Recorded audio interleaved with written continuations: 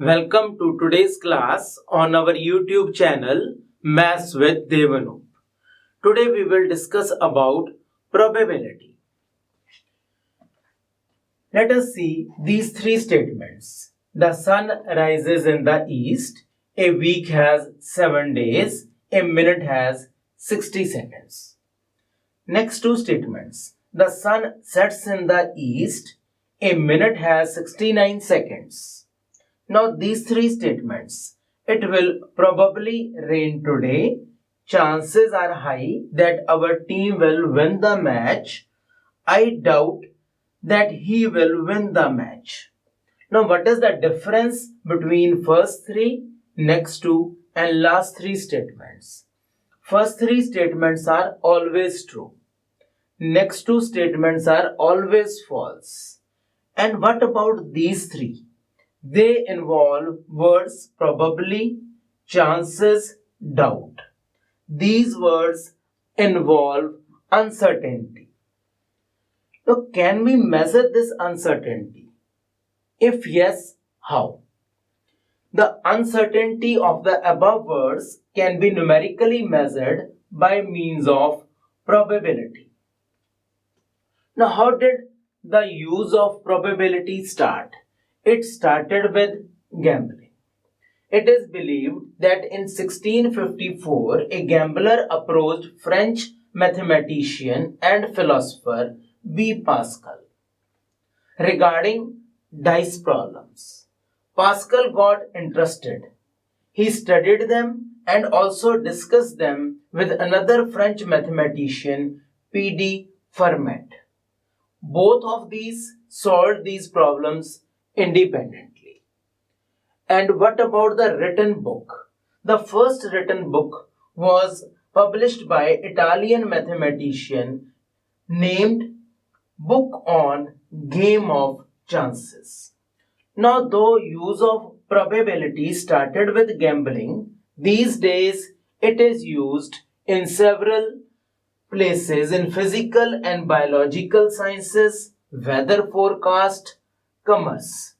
Now let us come back to these three statements.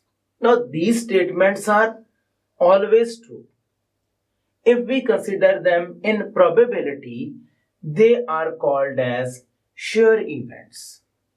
And these two statements, impossible events, because they are always true and they are never true. Approach. Let us first discuss theoretical approach. We try to predict what will happen without actually performing an experiment in theoretical approach. Let us consider one situation. We toss a coin at random.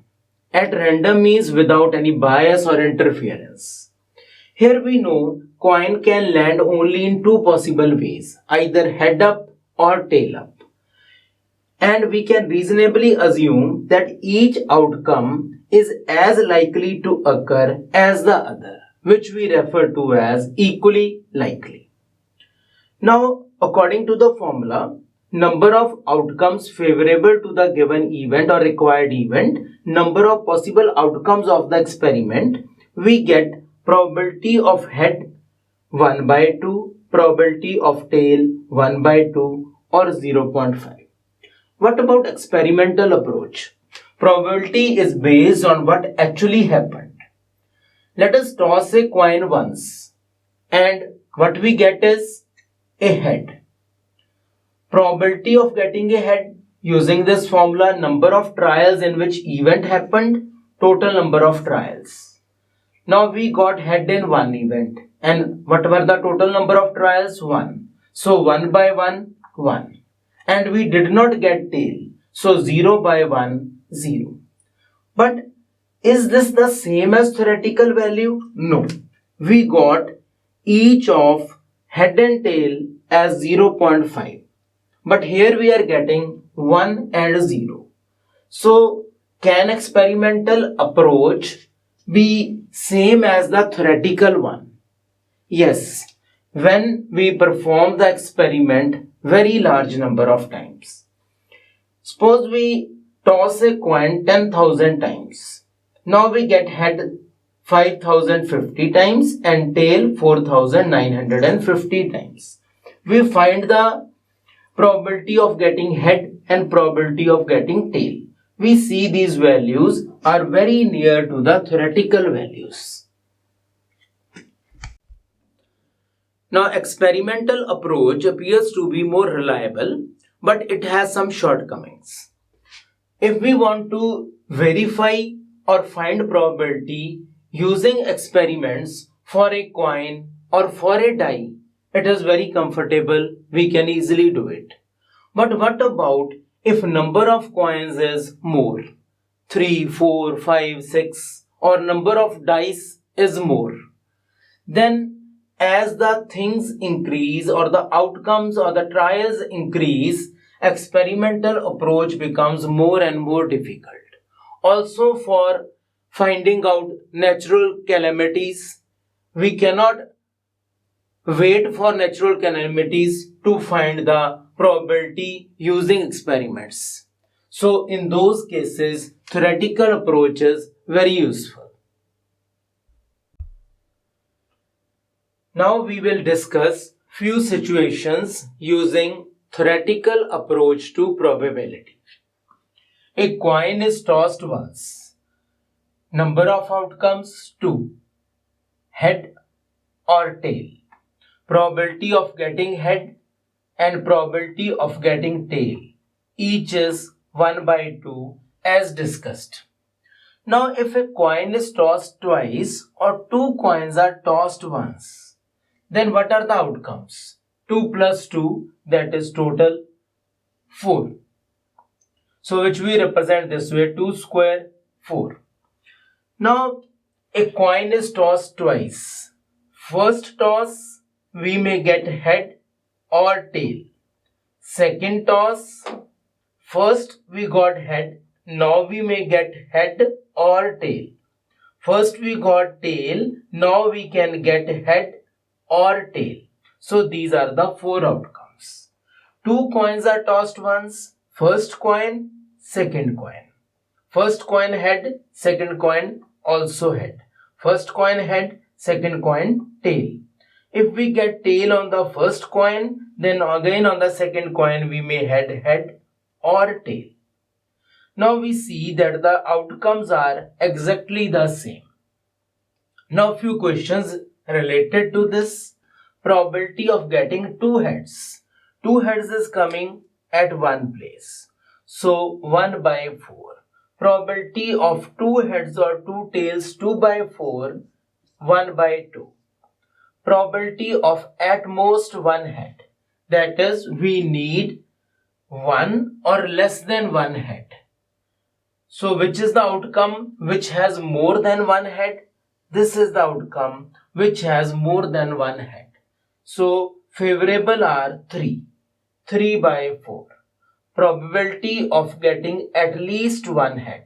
So we need at least 1 head. So this is the outcome which has no head. So these 3 are favorable, 3/4. Now next, a coin is tossed thrice or 3 coins are tossed once.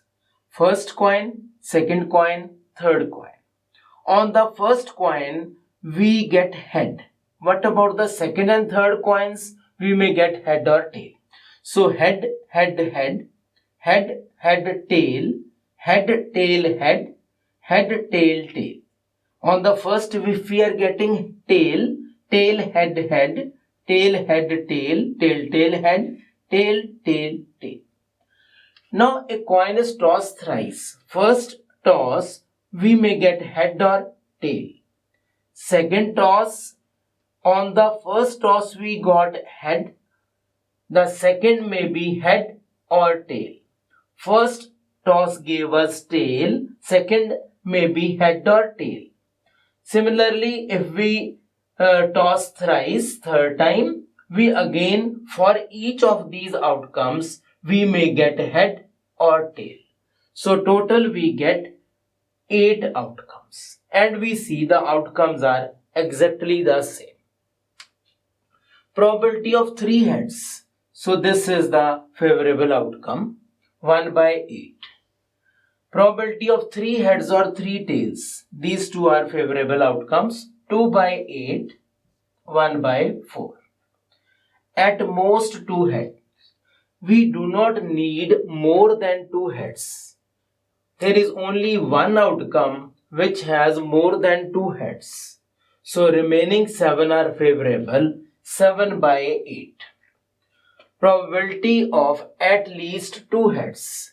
So we need 2 heads or more than 2 heads. So the favorable outcomes are 1, 2, 3, 4. These 4 outcomes have 2 or more heads. So 4 by 8, 1 by 2. Next, a die is thrown once. We know die is a cube which has 6 faces. A number is written on each. So outcomes 6. 1, 2, 3, 4, 5, 6. Now probability of getting 1. The favorable outcome is 1, 1 by 6. Probability of 6. Again 6 is also coming 1 times. So 1 by 6. Probability of even number. Which are even numbers here? 2, 4 and 6. So 3 by 6. Probability of getting a prime number. We know prime number is a number which has exactly 2 factors. Prime numbers here are 2, 3 and 5. So it is 3 by 6, which again becomes 1 by 2. Probability of getting a composite number. We know composite number is a number which has 3 or more factors. So composite numbers here are 4 and 6. That is, we get 2 by 6, 1 by 3. Probability of getting 7. As we have discussed in the beginning, there is no 7 here. So probability of getting 7, 0. We have discussed this is called an impossible event. Probability of getting a number less than 7. All these numbers are less than 7. So this probability is 1. We call this as sure event. Next, a die is thrown twice or 2 dice are thrown once. Now, 2 dice, first die, second die. What can happen on the first die? First die we may get 1. What about the second die? If we are getting 1 on the first die, on the second die we may get 1, 2, 3, 4, 5 or 6. Similarly these. On the first die we are getting 2. On the second die we may get 1, 2, 3, 4, 5 or 6. So these are total 36 outcomes. Now a die is thrown twice. First throw we may get 1, 2, 3, 4, 5 or 6. Second, if we got 1 on the first throw, on the second throw we may get 1, 2, 3, 4, 5 or 6. Similarly for others. Again we see these are 36 outcomes and they are exactly same as the first one. So here outcomes are 36. Probability of same number on 2 die. Same number 1, 1, 2, 2, 3, 3, 4, 4, 5, 5, 6, 6. So these are total 6. 6 by 36. Probability of at least 1 6. Now we want at least 1 6.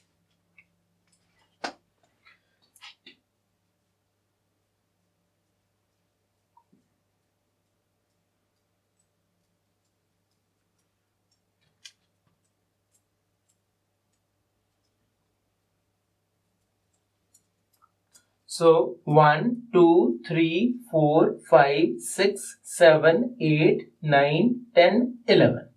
So there are 11 outcomes which have at least one 6. Probability of sum of numbers on two dice as 12. So 12 we have only here. 6 plus 6 is 12.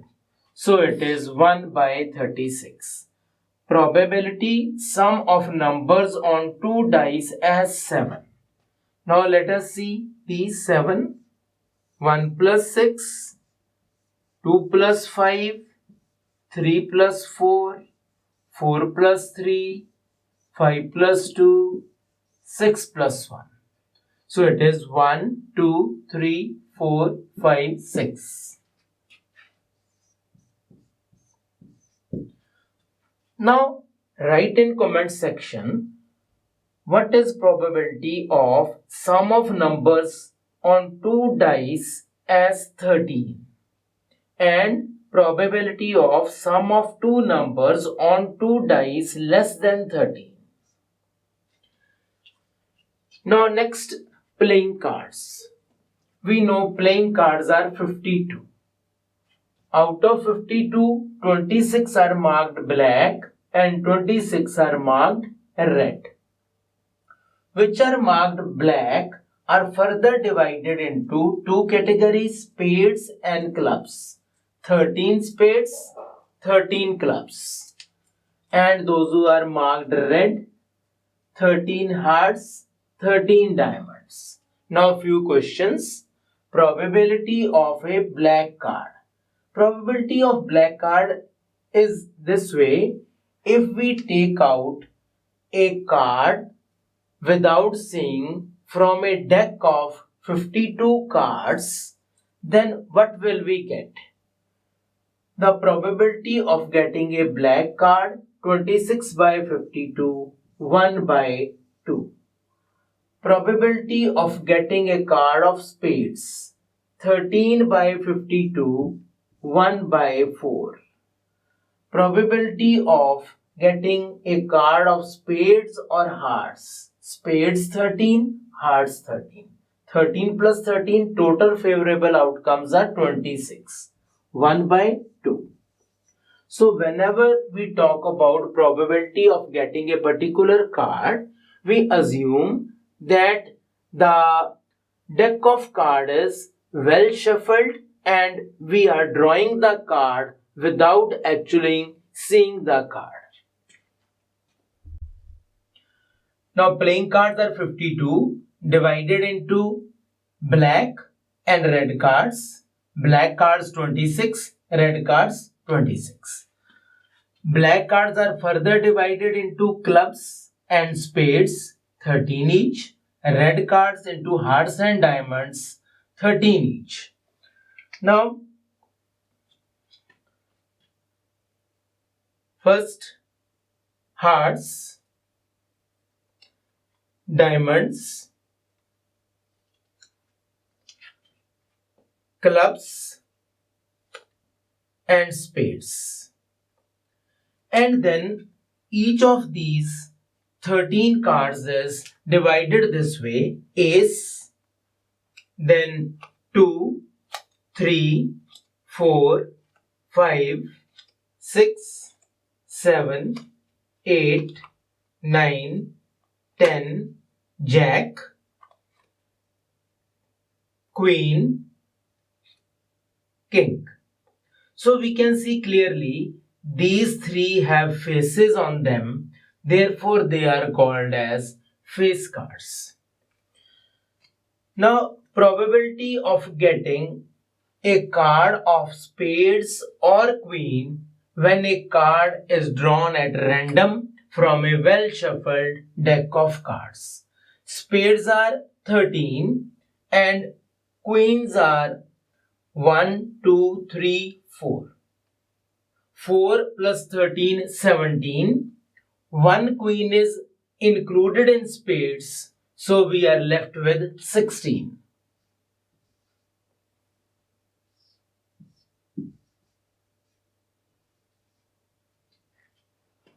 Then probability of a red queen. Red queens, 1 in hearts, 1 in diamonds. Probability of getting a king. 1 in each, so it is 4 by 52. Probability of getting a face card.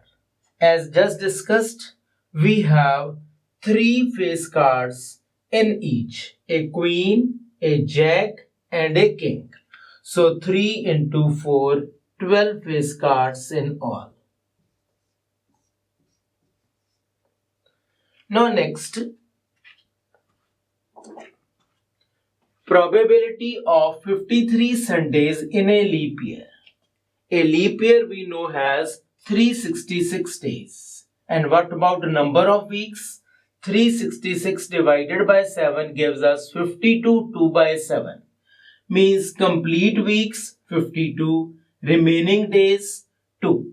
What does complete weeks tell us? Complete weeks tells us that we have 52 Sundays, 52 Mondays this way. And what about the remaining days? Remaining 2 days may be Sunday, Monday, Monday, Tuesday, Tuesday, Wednesday, Wednesday, Thursday, Thursday, Friday, Friday, Saturday, Saturday, Sunday. Now, if one more Sunday is there from this, then we can have 52 plus 1, 53 Sundays. So, how many outcomes are these? 7 outcomes. And favorable because we need one more Sunday. So, Sunday here, Sunday here. So, 2 favorable outcomes. So, probability of getting 53 Sundays in a leap year, 2 by 7. Then comes probability of 53 Sundays in a non-leap year. We know number of days in a non-leap year is 365. To find number of weeks, we divide by 7. Now complete weeks, 52. Remaining days, 1. So we have 52 Sundays. From this, if we get one more Sunday, then we will have 53 Sundays. So one remaining day may be Sunday, Monday, Tuesday, Wednesday, Thursday, Friday or Saturday. We need Sunday. So this is 1. And total outcomes here are 7. So 1 by 7. Probability of getting 53 Sundays in a non-leap year, 1 by 7. To get more videos of probability and other mathematical topics, please subscribe to our channel. Also press the bell button. And like, share and comment on this video.